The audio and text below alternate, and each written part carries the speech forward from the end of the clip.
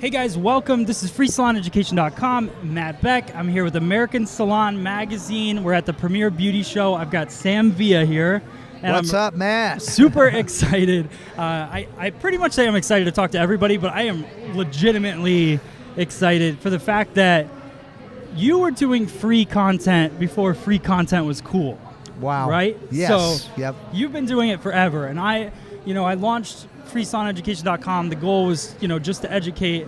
I watched the way that you create videos it's knowledge first, and then everything else comes after that. Well, you know what, Matt? I think one of the most important things as a hairdresser, we must never cease to learn.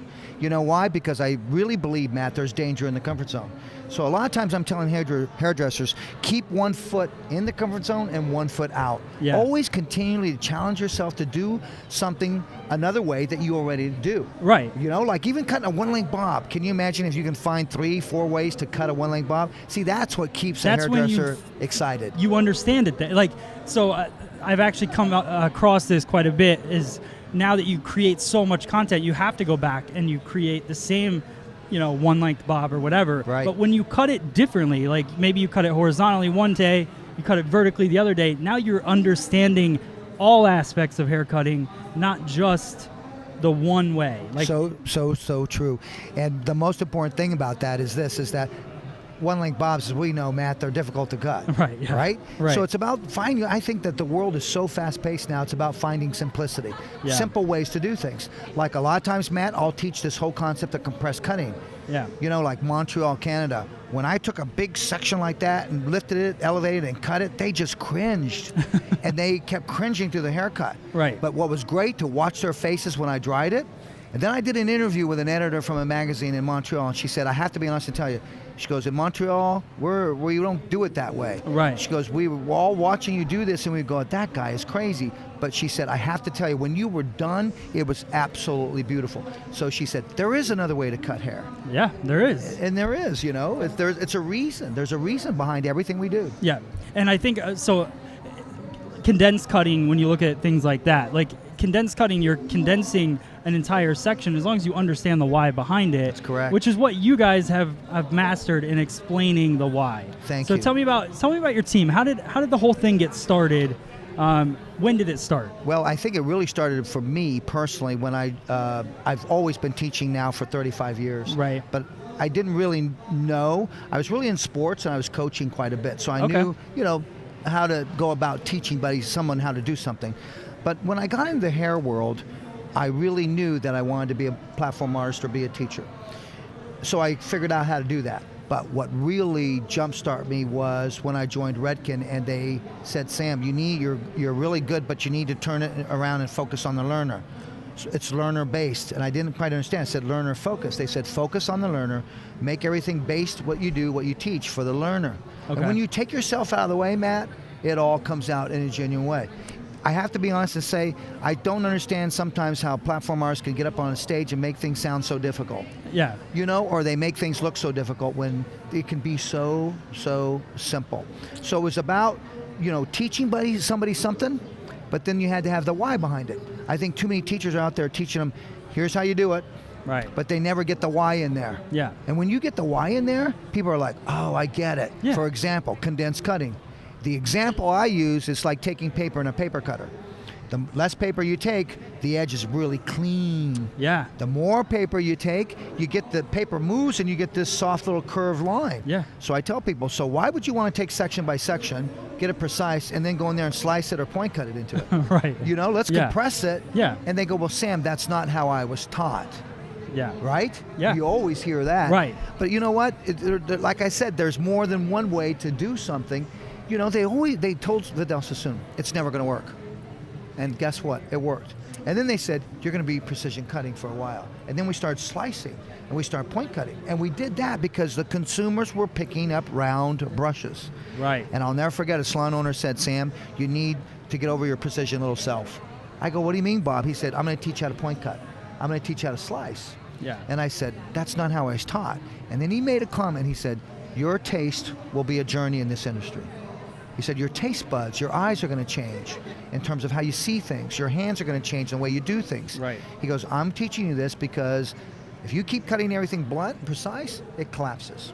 The discovery, Sam, is if we slice it and we do this, but it balances for the canvas and it functions, then the client's going to be happier because they got a round brush in their hand. Right. Now, when I understood the why behind that, I was all in. I jumped in. Yep.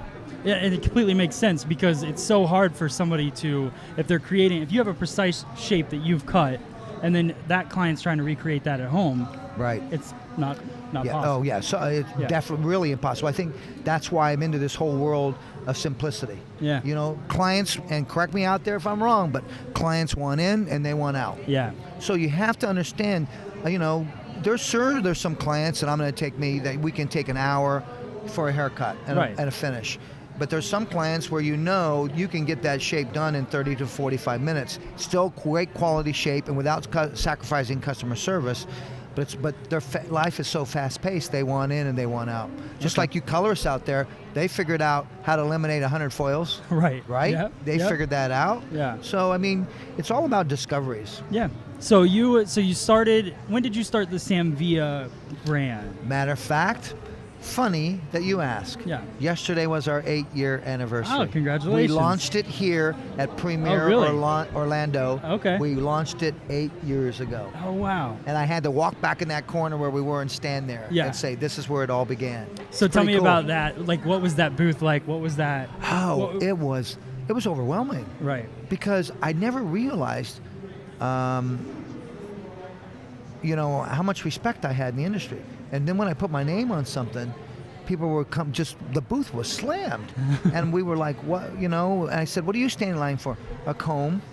I go, you're standing in this long line for a comb? They said, Sam, I've been waiting for you to put something with your name on it. I just want to hold it. That's awesome. Matt, you know, there's nothing, you can't pay enough money for that. Yeah.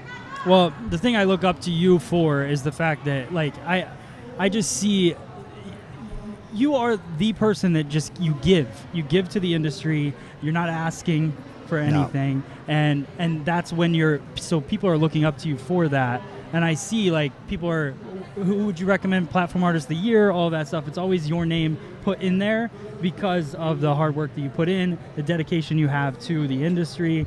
So that's really cool. So tell me about what's coming up in the future with Samvia and the products and just everything. I know you always have something. There's some cool stuff we have happening. I want to go back to that comment that you made. I really believe, Matt, that if I can help people get what they want, I'll get what I want. Right. You know, and that's the whole philosophy of the brand. And we've got some great stuff coming up. I want to create another series of shears.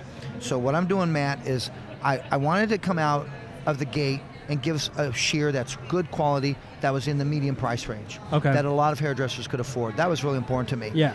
Then I came out with another series called Essential Series. And I said to myself, I want to make this for the kids coming out of school. I want to make it for the hairdressers that can't afford a $500, $400, $300 shear. Yeah. Now, I'm coming out with a Rolls Royce. Okay. So now it's time to come out with the shear that there's a tribe out there that they have no problem paying $900, $1,000 for a pair of shears. So I want to go in there, you know, so I'm just putting my feet in the marketplace in terms of those price ranges, because I want to be able to capture all of the market, not just a particular market. Okay. So I'm excited about the shears. I'm also excited about the new blow dryer. Okay. And the reason I'm going to come out with another blow dryer is the brand is set up on ergonomics. Okay. The brand is set up on education. So ergonomics to me, blow dryer was important that it's light and quiet and compact, so you don't have the extension of that arm. Okay. Yet, the response I get on the blow dryer is there's a tribe out there that says, I wish your blow dryer was more powerful. Okay. I wish it was hotter. Okay, now I'm against really intense heat. Yet, I want to satisfy that tribe out there, so I'm going to come out with a blow dryer that has an AC motor. So it's going to be heavier, it's going to be powerful, still ergonomics, compact, short hosel, the whole bit. Nice. But it's going to be heavier because it's going to be more powerful. Okay. So that's in the mix too, a blow dryer. I can't wait for the curling iron. Man, I'm telling you, I've been working on this project for 4 years. Okay. The curling iron. Why is the thermal tool industry forcing us to spring activate it? Isn't pretty amazing, right? Yeah. I mean, when you think about it, it's difficult to find a good Marcel iron. Yep. So I'm making a Marcel iron. Okay. But imagine this, Matt. You push a button, Marcel handle comes off, and now you got a wand. All right. Now So- you got me on that part. Yes, Yeah, because good job. what I want is I'm a guy that wants to satisfy the hairdresser's needs. Right. A hairdresser making tools for the hairdressers for the right reason. Right. I'm not about the money. So it'd be easier for me to make a Marcel, and here's a wand. But I Right. want to give them 2 irons in one. That's important to me. Yeah. And it's a longer barrel. These short little barrels they sell to us, and we're trying to get in there and do this and just get some bend and wrap the hair. Yeah. This longer barrel, and push a button, comes off and snaps right back in. I'm in. I was just doing a client yesterday, and I was wrapping her hair around a large barrel curling iron, Right. with the spring load, but not using the spring loaded part. So Well, yeah, right. I'm all in on that. Yeah, isn't it cool? Yeah. Right, so I'm going to come out, in the beginning I'll come out with Marcel and spring. Now, why spring? Because I want them to be able to retail an iron, spring activated, to the consumer. Okay. Marcel, professional. So I think sometimes we have to ask ourselves as hairdressers behind the chair, what sets us apart from the consumer? Right. Sometimes it's the simple tool that you're holding in your hand. Yeah. And then again, there's consumers out there that say, I want the same blow dryer you're holding. So Yeah. you never know. I mean, we might have that with the iron, but right now, those are the items that I'm really, really excited about. Oh, that's very cool. And then, and you have a great team. I've met Andrew. Andrew's awesome. A ton of times, and your team keeps growing. Yes, it does. So is that something are you looking for education people? Is that something your company does? Yes, we are. We're a growing company, and we're becoming much more in demand, and I can't do everything myself, plus Right. my obligations with Redken. Right. So Andrew is awesome in terms of, Andrew is a lot like me. We believe in people. Right. We believe that people buy people, then they buy things. Yeah. So it's about making that connection. We make that connection with the way we teach. We make that connection with our tools. But most importantly is we got to grow our team. Right. And as a leader, I have to know when to step aside. That's important, really important, and give these kids the opportunity to grow. So we're growing our team. We just brought on board Jesse Linares, Okay. who was an ex-Redken artist, and he's awesome. He's great. I think he and Andrew is building a new cutting system for us. Okay. Because I'm so immersed in Redken, it's difficult Yeah. for me to think differently than what I think. So Right. Andrew's built a new cutting system, which we'll be launching out in January 2017 is our goal. Okay. And then Jesse will contribute to that. But you know what? And I don't have a problem saying this. I need a woman. There you go. On stage. I want to make that perfectly clear, Matt. I think we got to open the door for a woman to get up Yeah. there and teach. So I'm looking for a female that's really good with long hair and that can cut and can color. And Okay. it's difficult to find. I mean, we did a big audition process. We had over 300 people apply. Right. And my artistic director, Geneva Cowan, and Andrew were in charge of narrow it down to like 5 people. Okay. And the 5 people they narrowed down to were all guys. I said, where's the women? We need a woman. Yeah. Sam, we just didn't get what we feel is the right fit, Okay. the right need. So that's what I really want to do is add women. But we're growing as a team, and I think it's important to grow as a team. And this is what I keep saying to people too, so a lot of people want to be educators, they want to be platform artists or whatever. I think now is the time where it's easy, if you want to put in the work, to reach out to companies like Sam via social media. Yes. Because you guys are definitely a big part of that. And tagging you in the work that they're doing. Absolutely right. And getting involved in that way. And then when you show up to a place, somebody already knows who you are. Right. So what else would you say, as somebody that's trying to come up in the industry, what would be a piece of advice you would give? I totally want to tag on to what you said. I think social media is the way to go. It's a route to go. You've got so much talent now coming out of the two-dimensional world, the Yeah. social media world. A lot of talent now. Great with the hands and great with the eyes and great behind that screen. Right. A lot of times they come out from behind and now you put them in front of people, but they can't teach. Right. But they can do some beautiful hair. So I think it's an opportunity for these people that are out there that want to become a platform artist. I think what's really important is that you go the social media route, yet at the same time, you've got to learn how to communicate what it is that what you're doing. Exactly. So my suggestion would be, what I used to do when I was young would be grab a mannequin, get in front of a mirror, the mirror is the audience, and speak it out. Yep. And you talk it out. And I would talk it out while I was listening to rock and roll music. Why? So I controlled my little voice. So I could learn how to control this, because sometimes there's a committee in here that talks to me. you know, and I got to learn how to control that committee. That's a good But I idea. think social media is really the route to go. Then, the other route would be show up at these shows. Yeah. You've got to come to these shows. If you want to be a platform artist, you want to be an educator, want to be a teacher, you have to see what people are doing. You have to watch presenters, learn from presenters, learn the do's and the don'ts. Yep. You know, what are they doing that you like? What are they doing that doesn't maybe fit for you? And walk away with those ideas and those things, and then make them your own. You know, one of the mistakes I did, Matt, was, I'll never forget, the very first show I did, about 200 people in the audience. Speaking before me and doing a haircut was Paul Mitchell. Right. Paul Mitchell himself. And this was the guy that I would, just honored, right? Followed. So I got up there and I tried to be Paul Mitchell. And my guy that was my coach at the time and helping me, he said, "What are you doing?" He goes, "Sam, you weren't you.